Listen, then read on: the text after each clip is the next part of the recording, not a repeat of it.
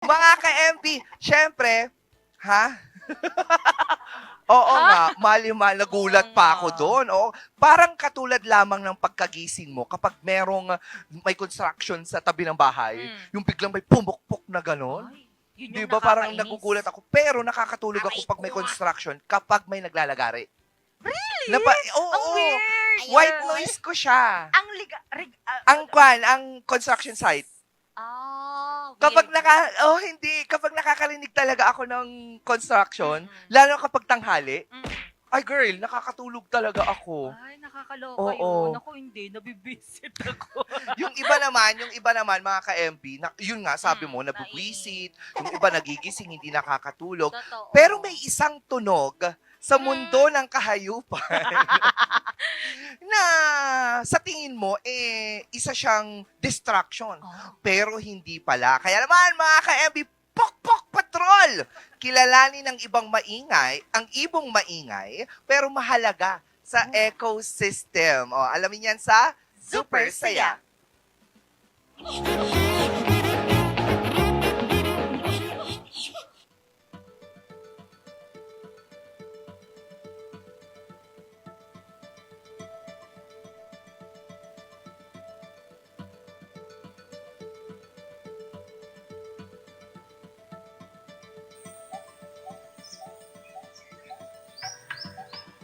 Kung may award lang para sa maingay pero cute na ibon, aba, panalo na sana ang Pokpok Bird. Hello mga ka-MB! Today kikilalanin natin ang Pokpok Bird. Hindi yan alamat o urban legend, totoo yan at certified noisy but nice.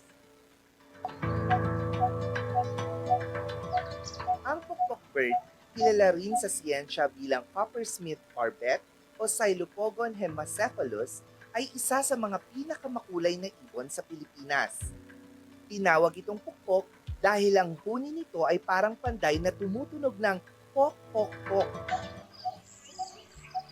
Kaya naman parang may naghahammer ng metal sa paligid. Kung first time mong marinig yan, baka akala mong may nagkukumpuni ng kaldero sa kanto. Pero no, si Pokpok Bird lang yan. Nagpaparamdam. Maliliit lang sila, pero wow sa ganda. May berdeng balahibo, pulang marka sa noo at lalamunan, at mga guhit sa ilalim ng katawan. May whiskers pa nga eh. Ang tunog nila, metronomic, parang beat ng isang panday.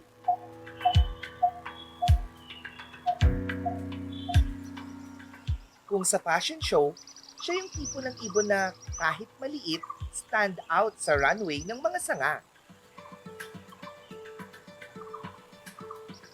Madali lang silang makita sa mga puno sa parke, bakuran o kahit sa gitna ng syudad, kung saan may bunga o shade, andyan kaagad sila para mga kapitbahay mong mahilig magpahinga sa veranda.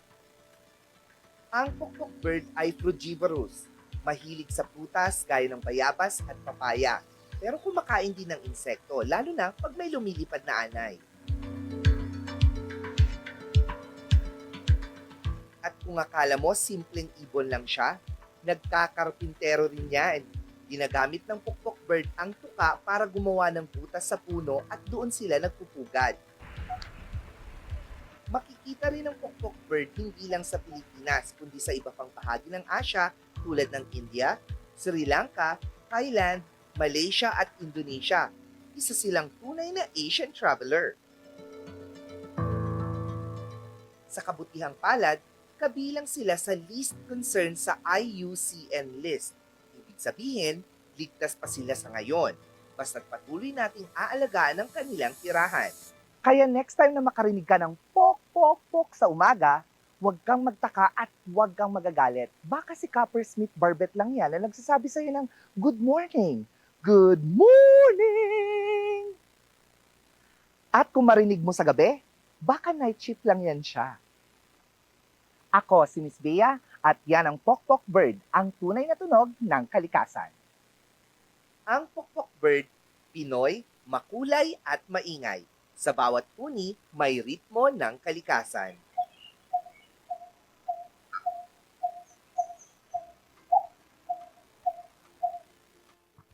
Diba? ba? Talagang para siyang nagmamartilyo ng metal. Oo. Sabi talaga niya, nakakatuwa naman yung mga parpet na mga ganyan. Actually, yung mga ganyang tunog, Coppersmith. oo, dyan ako nakakatulog naman. Kung ikaw sa ingay ng construction, sa akin sa ingay ng mga nasa paligid, manok, Ay! birds, yung mga yan. Pag Yan. manok sa akin, hindi naman na. Lalo Hindi? na tortiraok ni Suna mo.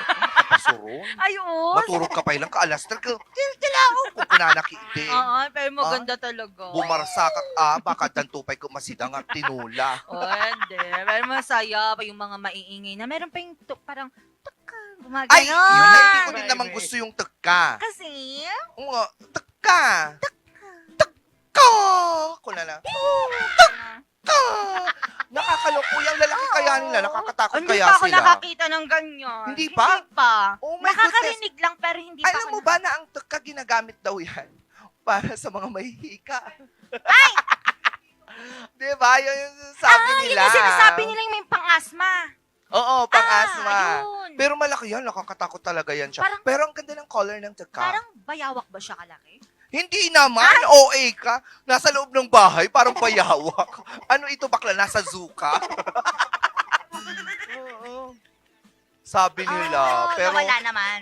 oo, pero sabi ko kasi parang bakit sila pa? Meron namang medical specialist. Oh, meron namang nebulizer. Siya yan nga ang Coppersmith Barbet. Oo, na Social. nakikita hindi lamang sa Pilipinas, kundi sa iba pang parte ng Asya.